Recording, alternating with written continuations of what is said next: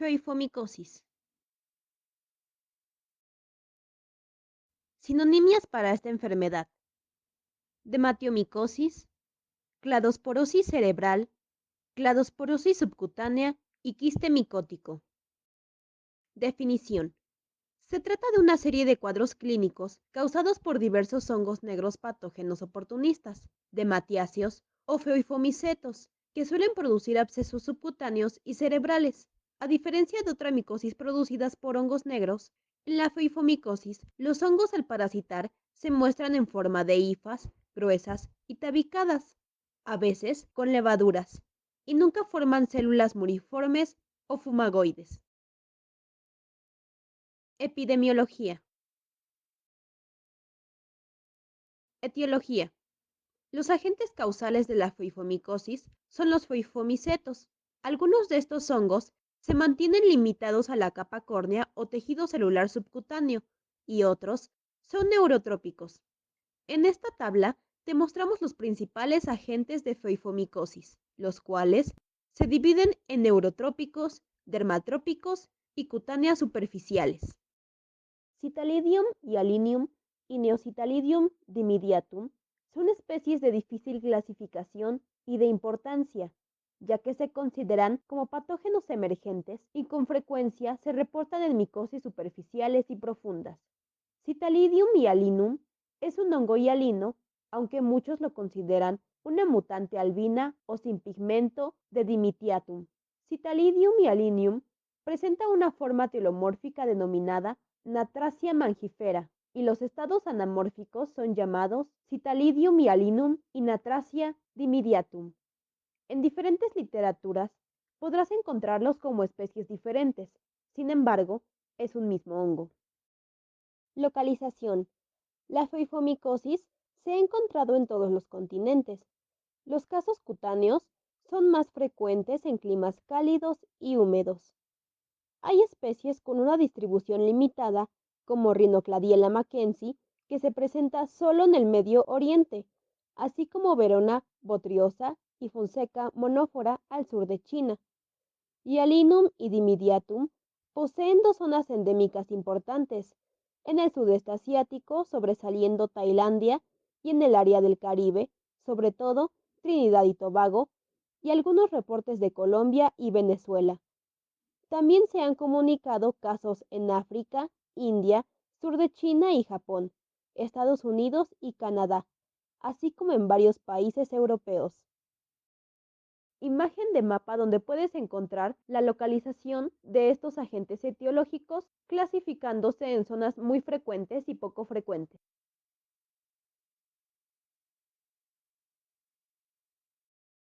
Fuente de infección, hábitat y vía de entrada.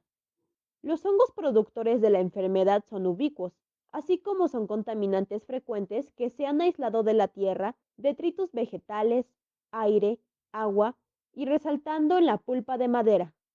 Citalidium hyalinum y Neocitalidium dimidiatum se han encontrado en árboles frutales, viñedos y tubérculos. El hábitat de los hongos explica las vías de entrada. En los casos cutáneos es mediante traumatismo. Para los pulmonares y cerebrales es a través de la vía respiratoria. Sexo, edad y factores de predisposición. Se presenta en ambos sexos, teniendo mayor frecuencia en hombres de la tercera y quinta década de vida. No hay ocupación preferente, pero los enfermos tienden a ser campesinos o agricultores. El periodo de incubación aún es indeterminado. La mayoría de los pacientes están inmunocomprometidos. Los factores de predisposición más reportados son trasplantes de órganos sólidos y médula ósea, terapia con corticosteroides, trauma, abuso de drogas intravenosas, neutropenia, uso crónico de catéteres y diálisis peritoneal, sinusitis crónica e infección por VIH-Sida. Micología. Taxonomía de Cladofialophora bantiana. Te damos unos segundos para que la observes.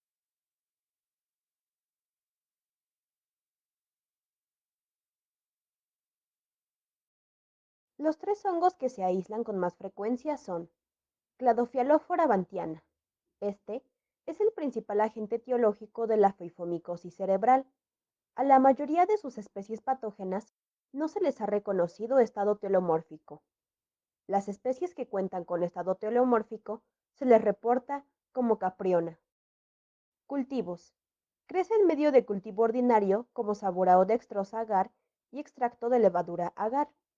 La temperatura óptima es de 25 a 28 grados centígrados en un tiempo promedio de 8 a 10 días.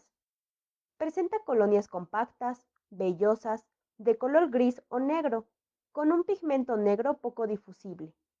Al microscopio, se observan hifas gruesas y tabicadas, con numerosos conidios en forma de ojival, de aproximadamente 4 a 8 unidades de tamaño, dispuestos en Hormodendrum o Cladisporum largo, formando cadenas de 8 a 12 unidades, las cuales nacen de una célula conidiogénica o fialide basal.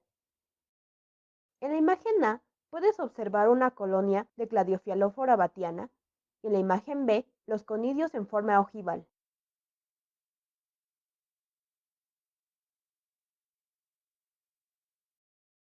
El siguiente hongo es Exophiala gougeroti. Presenta la misma clasificación taxonómica que Bantiana. Cultivos. Crece en Saborau dextrosa agar a temperatura de 25 a 28 grados centígrados. Entre los 5 a 8 días se observa una colonia cremosa, negra, y conforme pasa el tiempo se transforma en una colonia vellosa y seca. Microscópicamente, al inicio se observan numerosas células levaduriformes que miden entre 4 a 6 micrómetros de diámetro, con gemas de la mitad de su tamaño.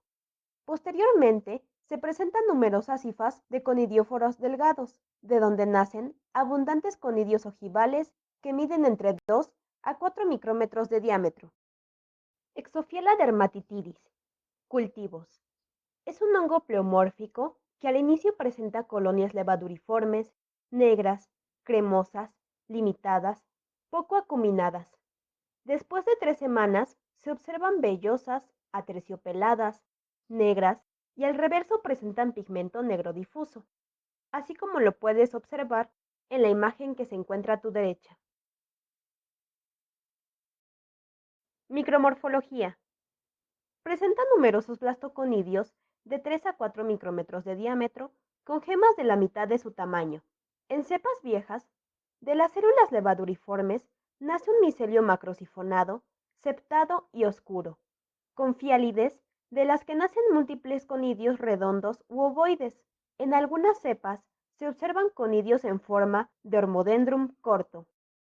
En esta tabla te mostramos los agentes etiológicos poco frecuentes de feifomicosis.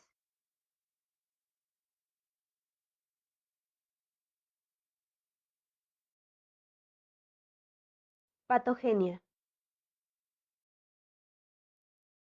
La patogenia de la enfermedad aún no es clara. En los casos cerebrales, se cree que los hongos penetran por vía respiratoria y la inmunodeficiencia del hospedero permite la diseminación de un foco pulmonar al cerebro por vía hemática. Los casos cutáneos se explican por traumatismos que inoculan al hongo formando una lesión primaria nodular que crece lentamente hasta formar un absceso subcutáneo. Un factor importante de virulencia es la presencia de melanina, ya que genera resistencia a la fagocitación de los neutrófilos. Son también de gran importancia para la virulencia de los hongos diferentes paquetes enzimáticos como proteasas, peptidasas y aluronidasas, y en especial la quitina sintetasa. Aspectos clínicos. Foifomicosis superficial. La mayoría de las infecciones que producen Citalidium hyalinium y Neocitalidium dimidiatum son superficiales y son casi indistinguibles de las tiñas de las manos y los pies. Las tiñas de las manos y pies pueden dar variedades interdigitales e hiperqueratósicas. También pueden afectar todo el pie. De esta forma, muchos de los casos se pueden presentar en forma de placas pigmentadas. También hay casos que pueden ser, en cambio, similares a las dermatofitosis. Pueden presentarse onicomicosis iguales a las causadas por los dermatofitos. La mayoría de los casos es en uñas de pies de forma subungueal distal, pudiendo presentarse también la forma distrófica total. Pueden presentarse uñas pigmentadas similares a los casos de hongos de matiáceos o casos de melanoquia por rubrum. Foifomicosis subcutánea. Comienza mediante la inoculación del hongo a través de traumatismos. La topografía clínica se presenta en cualquier parte del cuerpo, teniendo mayor incidencia en los miembros inferiores, superiores y cara. Suele observarse en pacientes inmunosuprimidos y es la forma cutánea más frecuente. Quiste micótico o foifomicótico. Es endémica de zonas tropicales. Se presenta en pacientes inmunocomprometidos e inmunocompetentes y es la forma cutánea más frecuente. Inicia tras la inoculación del hongo mediante traumatismos. La lesión es única. Al inicio da aspecto papular y después nodular, quística o en forma de absceso, llegando a medir de 2 a 4 centímetros de diámetro. Es una lesión bien definida y encapsulada, irregularmente asintomática. Subcutánea nodular diseminada. Regularmente se observa en pacientes inmunocomprometidos. Se manifiesta en miembros inferiores y superiores. En algunos casos puede diseminarse con facilidad. Comienza con una lesión papuloide que se desarrolla hasta formar uno o varios nódulos que dan un aspecto verrugoso. Se refiere poco prurito y en raras ocasiones dolor a la palpación. Foifomicosis cerebral y diseminada. Se presenta en pacientes inmunosuprimidos y excepcionalmente en inmunocompetentes. La vía de entrada posiblemente es por inhalación de los conidios, originando así un cuadro pulmonar que suele ser inadvertido. A partir de este foco se disemina al cerebro donde se forman abscesos. La sintomatología es inespecífica. Los enfermos refieren cefaleas intensas, astenia, adinamia, incoordinación muscular, pérdida temporal de la memoria, confusión, diplopia y estrabismo. En casos graves, se puede llegar al coma, paro respiratorio y muerte. A partir de la infección pulmonar o cerebral, se llega a presentar diseminación de la enfermedad hacia el resto de la economía. Hay algunos tipos menos frecuentes de fuifomicosis. Por ejemplo, sinusitis crónica e invasiva, afección pulmonar, endocarditis, osteomelitis, esofagitis y fungemias. La rinosinusitis foifomicótica genera sinusitis crónica y formación de bolas fúngicas en los senos paranasales. Suele ser unilateral, esfenoidal y etmoidal. Diagnóstico de laboratorio. Toma de muestra. Se puede extraer pus por aspiración de las lesiones nodulares y en ocasiones de los abscesos subcutáneos. En casos cerebrales, la muestra se obtiene a partir de la cirugía. En ambos casos, la muestra se divide en dos para su observación y cultivo. Examen directo. Las muestras se colocan entre porta y cubreobjetos con una gota de hidróxido de potasio al 20%. Al microscopio, se observan hifas macrosifonadas de tamaños variables, en ocasiones largas y otras cortas. Son gruesas, tabicadas y a veces arrosariadas, abigarradas y de color café oscuro. Se observan también pseudohifas de tamaños variables y, dependiendo de la especie causante, se presentan blastoconidios. Cultivos. Deben realizarse en medios de Sabouraud dextrosa agar o papa dextrosa agar a temperatura de 25 a 28 grados centígrados. Las colonias se desarrollan en promedio de una semana. Inician como colonias levaduriformes negras, cambiando posteriormente a mohosas, y presentan toda su macro y micromorfología en 20 a 30 días. Algunos hongos presentan características especiales. Por ejemplo, Hyalinoum da colonias vellosas, secas, hialinas y microscópicamente presenta pocas formas de reproducción, solo con algunos artroconidios, mientras que Dimidiatum da colonias vellosas, negras, de color gris oscuro y al microscopio se observan picnidios. Biopsia. La imagen histológica en tejido subcutáneo es la de una lesión encapsulada con reacción granulomatosa inflamatoria. Los elementos fúngicos se ven casi siempre en el centro del proceso inflamatorio. Las hifas pueden ser cortas o largas, tabicadas y en ocasiones acompañadas de blastoconidios. En los abscesos cerebrales, los elementos fúngicos están distribuidos en forma heterogénea o dentro de las células multinucleadas.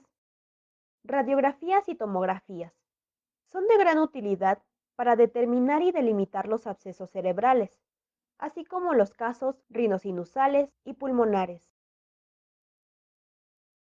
Tratamiento.